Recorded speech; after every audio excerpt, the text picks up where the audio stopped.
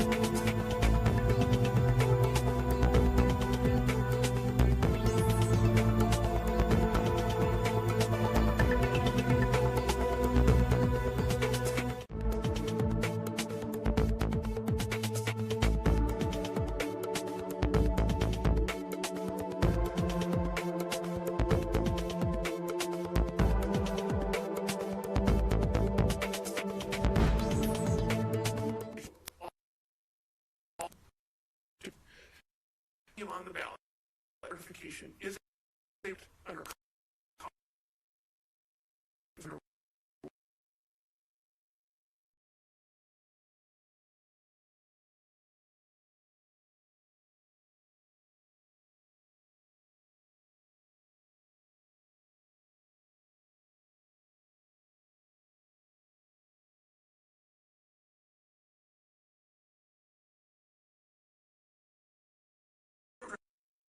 I'm sorry to interrupt before you go into the second, but the framers took a whole lot of the fact that the electors are going to protect insurrectionist former President Jefferson Davis. Yes. No.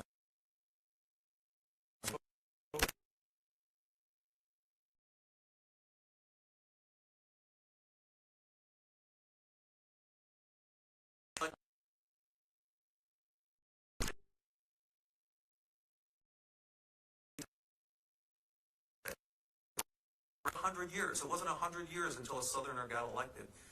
Now, I'm not saying Jimmy Carter was an insurrectionist by any means, but before you even had a Southerner elected. So not only was it not absurd, but their framework and approach was successful. It was very successful. And when you look at the actual language, look, if you look at the structure of the text, it is harmonious. It was very carefully drafted, and every indicator points towards excluding the presidency and the president. Officer of the United States is used in 4 different contexts of the United States Constitution, every one of them which excludes, properly viewed, the president. The appointment clause, of course, there's been a lot of discussion on. And so fair enough. So what is it does also refer to repeatedly the office of the president and the like. Office under the United States, officer of the United States. But when it talks about the president, Yes, it describes that as an office. Correct. So the president is an officer. What is the president an officer of? So the, if I can find my notes quick enough, the analysis that has been found is that the president is an officer of, to the extent we have that concept, of the Constitution. So an office under the United States is one created by the United States government. An officer of the United States is one that serves the United States government. And there's precedent that says, look, senators, representatives, and the presidency, president, they are the government. That's sort of the reasonable, the analysis, the distinction. And look, opposing counsel pointed to the emoluments clause as absurd. How could you possibly believe a president would not be part of the emoluments clause? Well, I would suggest you walk into Mount Vernon, and you will see above the fireplace a full-length portrait of King Louis the 16th that was given to George Washington by the French government. And no one batted an eye. It was never viewed as a violation of the emoluments clause because no one thought that it applied to George Washington. There's also the key to the Bastille that was given by a representative of the French government. We've got enough on our hands without emoluments, right? So, but I wanted to point out the structural point that it's all consistent with the president not being part. Let me just harken back to something that was said by opposing counsel, and that is, maybe we shouldn't be so quick to attribute significance to what the framers did with Article 2, Article 6, given that we're talking about framing and ratification that occurred during the Restoration. So maybe it's part of the puzzle, but is it really all that illuminating when we're talking about 80 years difference? And shouldn't we be looking to other sources given that amount of time? I think it's very illuminating, Your Honor. I mean, the one thing I think everyone would agree on would be that the framers of the original Constitution, like the drafters of the 14th Amendment, spent lots of time thinking a lot of deep thoughts about the exact language that should be used. And I think we should all assume that those words were chosen with care. And the words in Section 3, in multiple ways, mimic the exact language.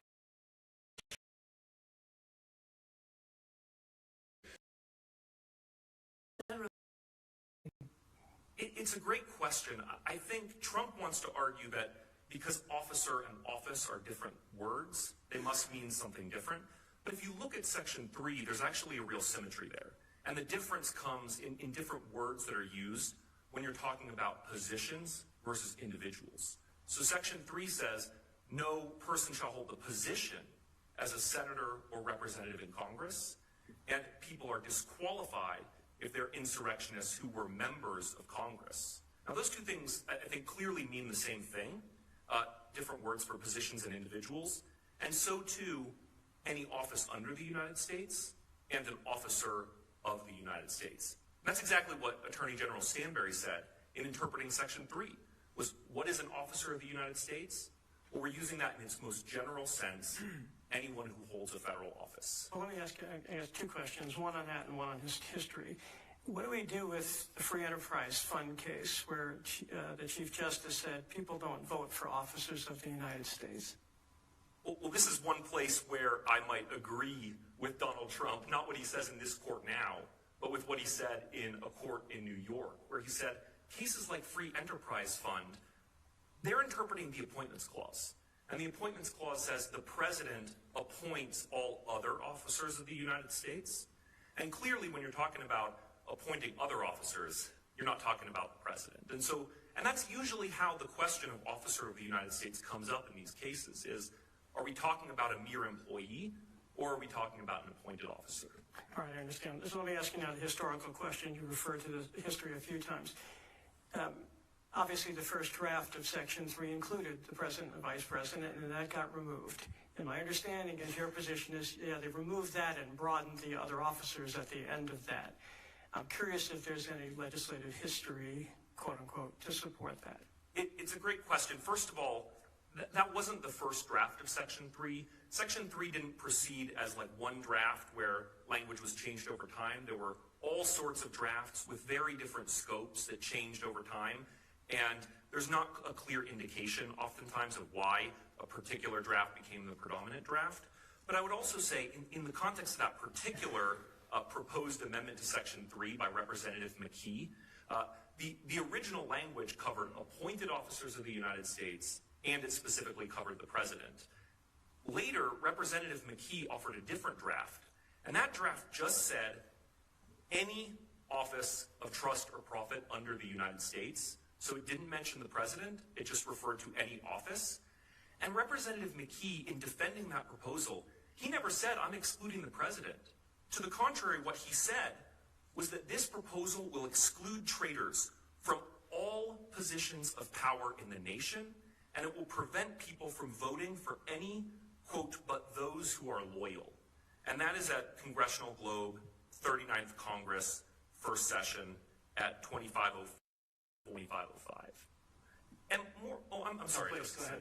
I was just going to add broadly, one thing the history does make very clear is that by the time we got to the final version of Section 3, everybody, including opponents of the 14th Amendment, knew that people like Jefferson Davis wasn't anymore. So I was expecting you to follow up with the Johnson-Morrill exchange, right? You get that a lot of play in the briefs. I won't take up time to explain what it is. You understand what I'm referencing. During the congressional debate, there was an exchange that you attribute some significance to, and some scholarly literature from Professor Lash questions that opposing counsel has. Can you respond to their criticism of your emphasis on that one exchange? Certainly, two things about that exchange, Your Honor. The first is that Reverend E. Johnson took a quick look at the provision and said, why did you exclude the presidency? And I think the thrust of his question was, it would be absurd to exclude the presidency. And I think that's what everybody at the time was thinking, was of course we're going to cover the highest office. And the response by Senator Morrill was, well, it does include the presidency.